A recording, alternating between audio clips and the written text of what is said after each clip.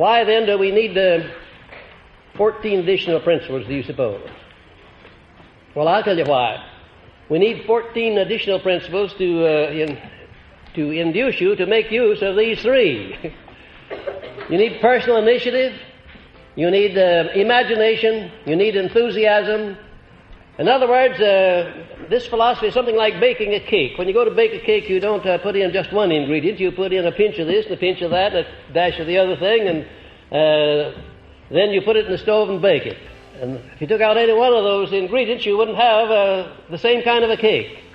And it's the same way with this philosophy. You can't leave out any one of these 17 principles. It'd be just like taking a link out of a chain. You wouldn't have a chain anymore. You'd have two parts of a chain, but not a whole chain. And these other 14 principles are supporting principles of these three. Faith is a state of mind that has been called the mainspring of the soul, through which one's aims, desires, plans, and purposes may be translated into their physical or financial equivalent. And here are the fundamentals of faith. Now, when you speak of applied faith, ladies and gentlemen, we're talking about something vastly different from just mere belief. Applied, the word applied means what? Action. That's the action part of faith. And without action, faith is nothing but just daydreaming. And there are a lot of people, who believe in things, but they don't do anything about them. They are engaging only in daydreaming. Applied faith is an active faith. Now, the fundamentals of faith are, first of all, definiteness of purpose, supported by personal initiative and action. Action. The more action, the better. It means continuous action. Not only on your part, but on the part of those that may be cooperating with you or may be mastermind allies of yours. And next, a positive mind, free from all negatives such as fear, envy, hatred, jealousy, and greed, is essential. Mental attitude determines the effectiveness of faith. Mental attitude. Did you know that is a fact? The frame of mind that you're in when you go to pray determines what happens as a result of that prayer. There's no two ways about that. You can test it for your own selves and find out. I have no doubt you have. I have no doubt that you've had the experiences I've had of sending out prayers that didn't produce anything but a negative result. You've had that experience, haven't you? Yes. How many of you have had that experience? Oh, come on now, be modest. Do you suppose there ever was anybody that didn't have that experience at one time or another? I want to tell you that when you go to prayer, unless you have such absolute faith that whatever you are going after, that you're going to acquire, that you can see it in advance in your possession before you start asking for it, the chances are that the effect of your prayer is going to be negative. And next, a mastermind alliance with one or more people who radiate courage based on faith and are suited mentally and spiritually to one's needs in carrying out a given purpose. I'm talking to you now about the elements or the constituent parts or the premises that go into the business of applied faith. And next, recognition of the fact that every adversity carries with it the seed of an equivalent benefit, and temporary defeat is not failure until it has been accepted as such. Do you know where the majority of people fall down in connection with their application of their faith? It's when they're defeated, and they accept that defeat as being something they can't do anything about. Instead of beginning immediately to search for that seed of an equivalent benefit that's in every defeat, they become moody and broody. They become discouraged.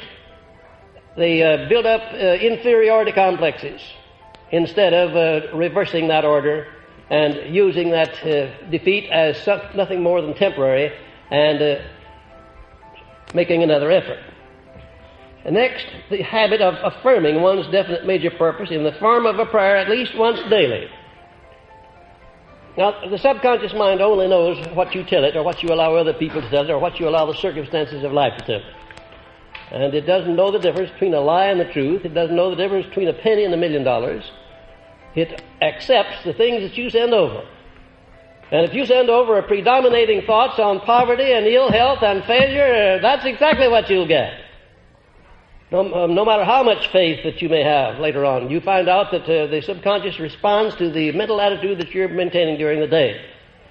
And it's necessary for you to affirm over and over again the objects that you are going to attain in life until you educate your subconscious mind to attract automatically to you the things that are related to what you're aiming to attain in life. You'll find that your mind is like an electromagnet. And once you charge it with a clear picture of what you want, it'll attract to you from the highways and the byways the things that you need to carry out that purpose. And next, recognition of the existence of infinite intelligence that gives orderliness to the entire universe. That the individual, you that is a minute expression of this intelligence. And as such, you, the individual, your mind has no limitations except those accepted or set up in your own mind. Your mind has no limitations whatsoever, except those that you allow to be established there or that you deliberately set up in your own mind or accept. Now that's a pretty broad statement, isn't it? But the achievements of men like Mr. Edison and Mr. Ford and Mr. Carnegie and Napoleon Hill, if you please, certainly, definitely supports the idea that there is no limitation except that which you set up in your own mind. And if I had ever wavered for 1 second, from the time that I started with Mr. Carnegie up until the time I gave this philosophy to the world, if I had wavered 1 second in my belief that I would do it, I would never have done it. How did I happen to do it? Do you have any idea what played the strongest part in what I've achieved? It wasn't my brilliancy. It wasn't my outstanding intelligence. I have no more brilliancy than the average person, and no more intelligence than the average person. But there was something in there that was responsible for it. Having a definition for the faith is Grand. In other words, I believed I could do it, and I never stopped believing it. The harder the going was, the more I believed I would do it. And I want to tell you that if you can take that attitude toward yourself, if you can throw yourself over on the side of yourself, so to speak, when you're overtaken by adversity, when people are against you, if you can do that, if you can stand by and not also go over against yourself, then you're using applied faith. And you've got to do that. Do you know there are testing times for people? Had you ever thought of that? Nobody is permitted to attain high state in life and stay there without being tested. Any more than anybody is allowed to go into a well-managed business and go up to a high position and stay there without he's been tested with lower positions step by step until he earns the right to be up to the top. I don't know how the Creator runs his business entirely, but I can see I can catch a pretty good idea of how he does it from observing that part which I can understand. Of course, there's much more that I can't understand. But I can see definitely that he allows nobody to attain to a high estate in life without giving him severe testings. And one of the most astounding things that I found in my research was that the men of great achievement in all walks of life, back down through the ages, were great only in proportion as they had been defeated and as they had met with opposition.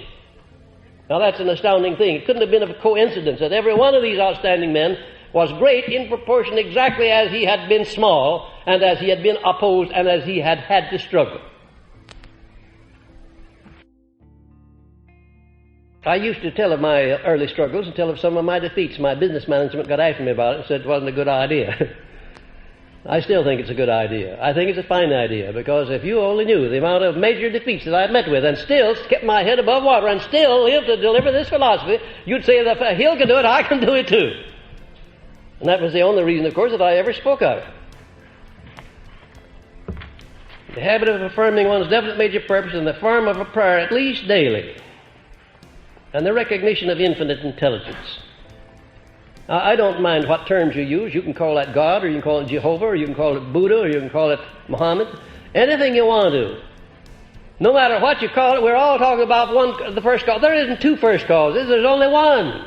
There couldn't be two. There's one first cause that's responsible for this great universe we're living in, for you and for me and for everything that's in the universe.